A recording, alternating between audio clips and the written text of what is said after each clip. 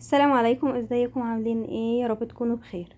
هنعمل مع بعض النهارده وصفه لا غنى عنها، سواء الصبح للفطار او بالليل للعشاء، او ممكن تتعمل يوم تسليكه او تصبيره في وسط اليوم.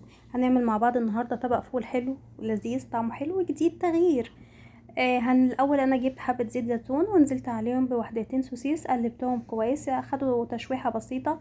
بعد كده نزلت عليهم بفلفل الوان، اي نوع فلفل الوان متوفر عندك. لو ما فيش ممكن فلفل اخضر بس، ومش لازم الالوان.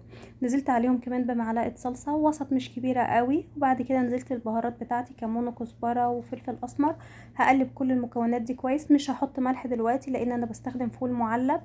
لو ما بتستخدميش فول معلب انزلي بالملح عادي مع باقي المكونات. انا بستخدم فول معلب فبيبقى فيه نسبة ملح في الفول. انا جبت الفول كان الحباية زي ما هي، فضربتها في الكبة لان انا ما بحبش القشرة بتاعة الفول صراحة. فعملتهم كده، وبعد كده دقت الفول بتاعي لقيته لسه محتاج شوية ملح، فنزلت بالملح بتاعي وقلبت كله مع بعض لحد كل المكونات ما اتجانست مع بعض.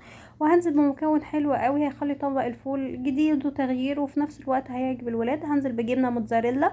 انا بستخدم هنا جبنة نوعها حلو قوي بصراحة، مطتها حلوة، اسمها جبنة داري.